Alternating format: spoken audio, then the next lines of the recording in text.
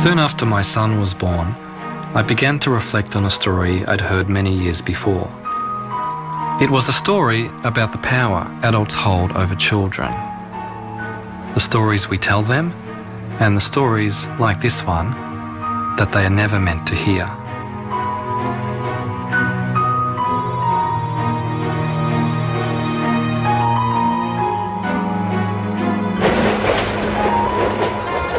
The 6th of April 1966 started just like any other day in the city of Melbourne.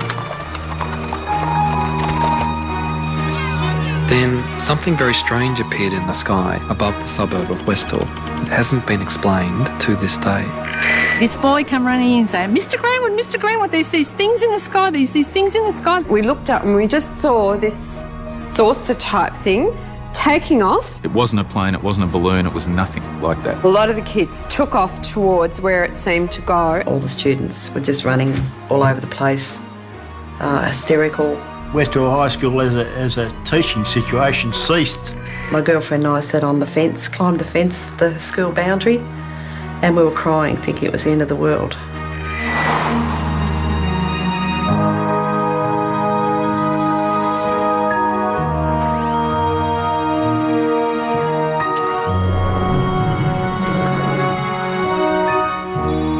This is a mystery story that has, as its setting, a school. And most of the players were school children. They had this extraordinary experience, which they then tried to share with adults. And a lot of them had a lot of trouble doing that. They were disbelieved, almost stigmatised. I think, like a lot of other people, I just shut up about it because of the ridicule. And it was everybody. You know, you were a kid, you were making it up. So you just be quiet, and in your mind you just think, I know what I saw, and no one's ever going to shake me from that. I know what I saw. I really felt for them as people who had this incredible experience, and yet they haven't been able to make sense of it.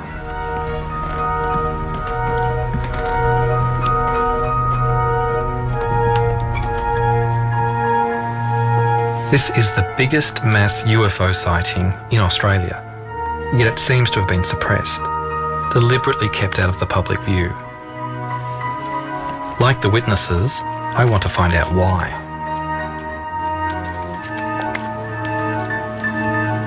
Whatever material was created about this story has simply been buried. And yet, this memory has survived. And it only has to be slightly pricked, and it's like the floodgates open, and all the memories come rushing out. I was precipitating various chemicals in order to make crystals, and I just happened to be looking out the window, thinking how to fudge my science report.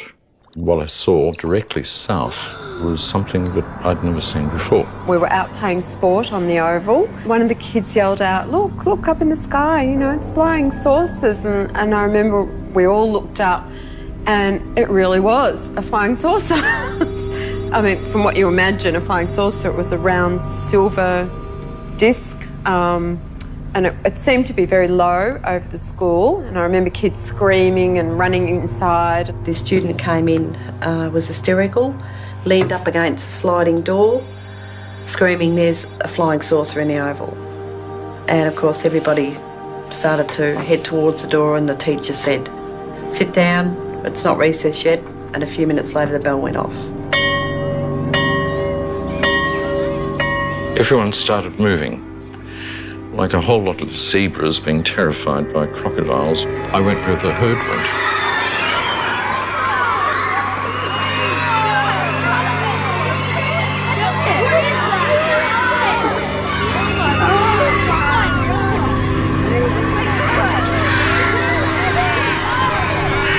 Barbara Robbins was the chemistry teacher at the time.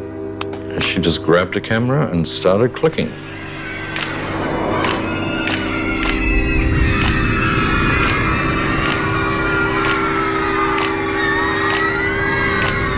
I went into the staff room.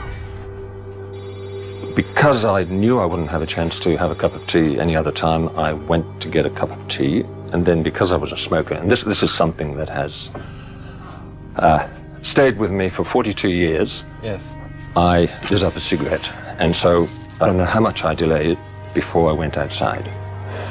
Everyone just took off out into the oval. In time to see it lifting off from the oval, it was probably, I don't know, 50 feet or more in the air at that stage. I see Andrew Greenwood, the science teacher, coming towards me, and he said, "Did you see it? Did you see it?" And he pointed up in the air, and I said, "No, see what?" I have a very, very clear picture of him, and I remember almost exactly what he said. And he said it was up in the sky, it moved at incredible speeds, it hovered, it seemed to go away, and there seemed to be light planes. He thought Cessnas he thought they were actually checking it out from the Melbourne airport, and they were circling around it. Sort of stopped dead, and stopped dead in the air, and then it just sort of started descending straight down.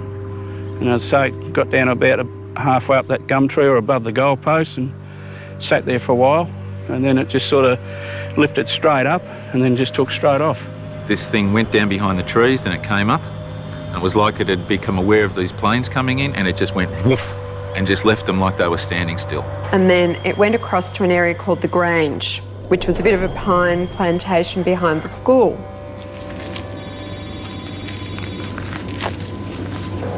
Because I walk around with the Westall story inside my head, as soon as I enter the landscape of Westall, out it comes like a three-dimensional children's storybook. It pops up out of the soil. It's like I've entered my favourite children's story.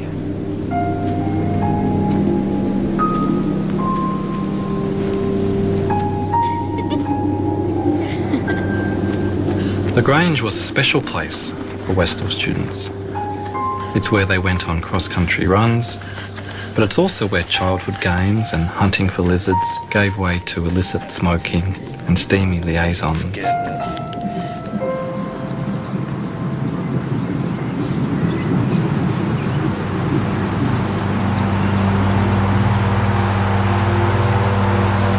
Going the wrong way now. Let's be back here.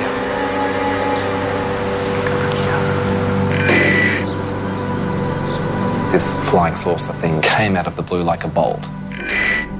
It's intertwined with romping around down at the Grange, out of sight of the school authorities or their parents. It has that sense of being involved with something dangerous or clandestine, and they were part of it. A lot of the kids took off towards where it seemed to go, and it disappeared down behind the trees. So we all got through this fence and ran towards where it had appeared to land. Tanya and I and this other girl, we were over the fence. Tanya was in the lead, and we ran towards where it was coming down. I lost sight of Tanya. She was in front of me. A couple of girls got there faster than me. I was a bit slow, and they actually passed out. And apparently it did land, because when we got there, there was a great big round patch of like flattened yellow, almost burnt, although I'm a bit sketchy on that. I can't remember if it was really burnt or whether it was just flattened, but it was sort of yellow, and the grass was all flattened in a swirly sort of a pattern.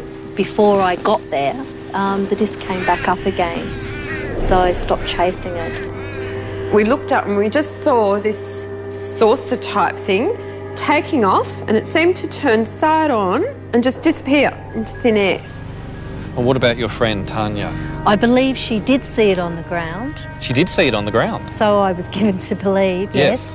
But I went back to school, and Tanya went back to school and basically had gone all to pieces. There was definitely an ambulance on the oval, and I was told that she'd been taken away in the ambulance, and that was the last time I ever saw her. Wow. She was just gone, and she never came back to school.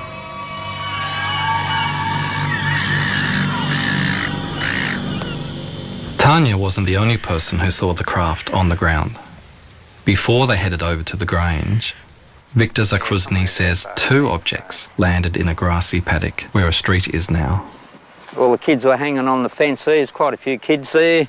It's a high fence, and I got up to the top there, and all you could see is two discs, one there and one a bit further away, probably 3 metres apart. I could hear somebody in the background saying, "Stay away, don't jump the fence," and so I said, "Oh, bugger, I'm going over the fence." The craft probably would have been about there, and there was another one set back a bit on an angle, probably just about there.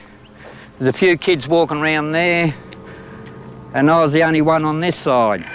I got up to it to want to touch it, and it was, well, you could feel heat about a metre away coming from. It was pretty warm or hot, and within a minute or so, it just, both of them just lifted up at the same time, about this height. And I seen, that was breathtaking watching that, and then it just gradually lifted up, and then went off towards the pines. I did a rough sketch of it. Wow, look at that. This is the view from underneath. That's underneath. There's no seams, no joints, it's just smooth metal. Normally an aircraft has sheet metal, pipe rivets, or all that sort of stuff there. This looked like come out of a mould or something like that, all one smooth piece of metal. It was just incredible. It's just something like you see in the movies. But this is more than just cinema. If we look at the possibilities for this story, they are extraordinary. We're talking about the possibility of life coming from another place and just appearing one day in their midst, and then leaving again and leaving everybody with so many questions, but with a new openness to the beyond. If I'd been at Westall on that day, I would like to have raced after that flying saucer and gotten so close to it, to have held it in my hands. But the adults at Westall High School saw it differently. That afternoon, our principal called a special assembly and told us all not to talk about it. All I know is the whole school was told off. The headmaster says, "All you kids are nuts. It's a weather balloon. Don't talk about it." I was prepped to tell the students that what they'd seen didn't exist. We weren't allowed to leave the school, at least I wasn't. My job was to walk up and down the corridors and make sure that all students were in their rooms. I was walking back from the West End. There was a confrontation between Mr. Sambleby, Barbara Robbins, and a man I'd never seen before. I thought it was a police uniform, but it was just dark blue. It was demanded that she hand over not the film, but the entire camera.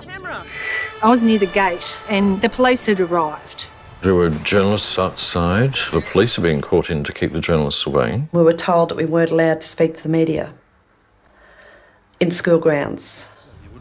After school finished, there was a TV crew outside the school grounds, so we undertook an interview with them. Everyone took off onto the oval. Now, I can't remember whether it was a principal or a school representative that came out and ordered us to go home and the film crew to leave. And I'd actually been giving an interview to Channel 9 and the policeman actually walked up to them and said, "Stop filming and you go back into the school ground." Okay, so that's what I did. I was 12 and a half years old. Because I was a mischievous sort of person, I was always getting into trouble. I had detention for actually appearing on the show, and then I got detention again at a later date after my picture and story was in the Dandenong Journal. So I didn't go unpunished, but it was worth it.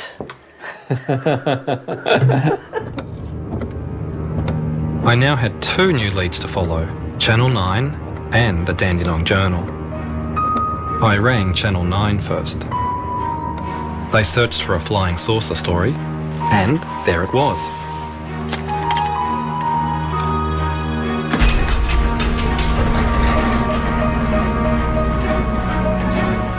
Now all I have to do is find the can with the matching number.